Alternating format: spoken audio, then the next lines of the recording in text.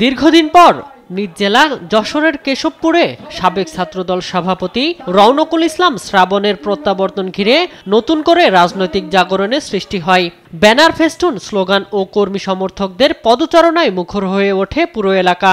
শ্রাবণকে এক পলক দেখার জন্য শনিবার দুপুর থেকে হাজার হাজার নেতাকর্মীর ঢল নামে কেশবপুর ত্রিমোহনী মোড়ে।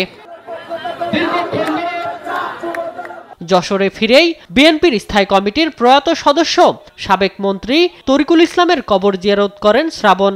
এরপর বিকেলে মনিরামপুর থেকে বিশাল গাড়িবহরে জন্মভূমি কেশবপুরে পৌঁছালে সেখানে আবেগঘন পরিবেশের সৃষ্টি হয়।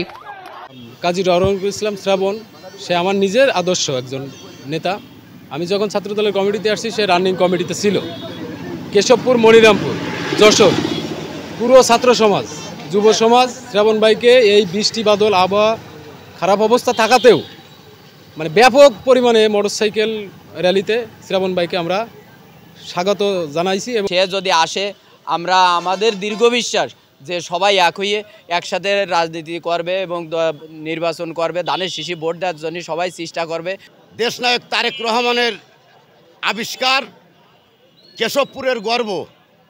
আমরা কেশবপুরবাসী আজ 16 বছর পরে সে তার জন্মভূমিতে সে যে আসতে পারতেছেন, এটা আমরা আমাদের সকলকে, আমরা সবাই কেশবপুরবাসী খুব আনন্দিত।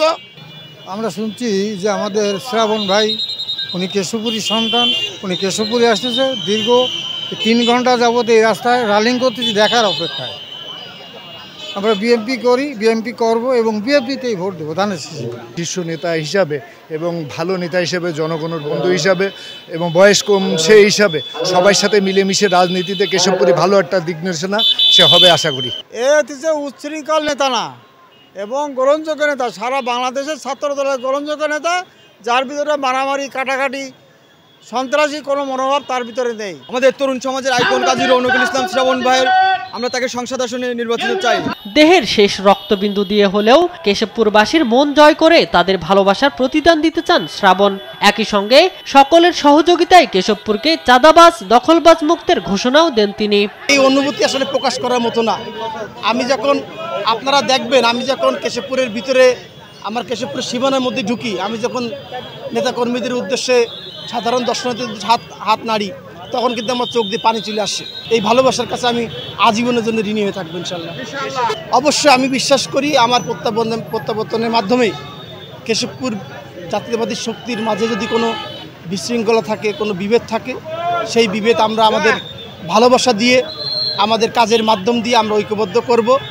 আমাদের সবার লক্ষ্য থাকা উচিত যে এখানে ধানের শীষের মার্কা যার হাতে থাকবে সেই মার্কাকে জয়ী করা। এই কেশবপুরের যশোর 6 আসনকে দেশনেত্রী বেগম খালেদা জিয়া এবং দেশনায়ক তারেক রহমানের হাতে তুলে দেওয়া। আমরা আমাদের ভিতরে কোনো বিভেদ, কোনো ঐক্য বিনষ্ট হোক এমন কোনো কার্যকলাপের জন্য আমরা কেউ না জড়াই। শ্রাবণের এই প্রত্যাবর্তন কেশবপুরের রাজনীতিতে নতুন অধ্যায় সূচনা ও বিভক্ত বিএনপিকে ঐক্যবদ্ধ করার পথ খুলেছে বলছেন রাজনীতিকরা। শামীম হোসেন, নিউজ ডেস্ক, দেশ টিভি।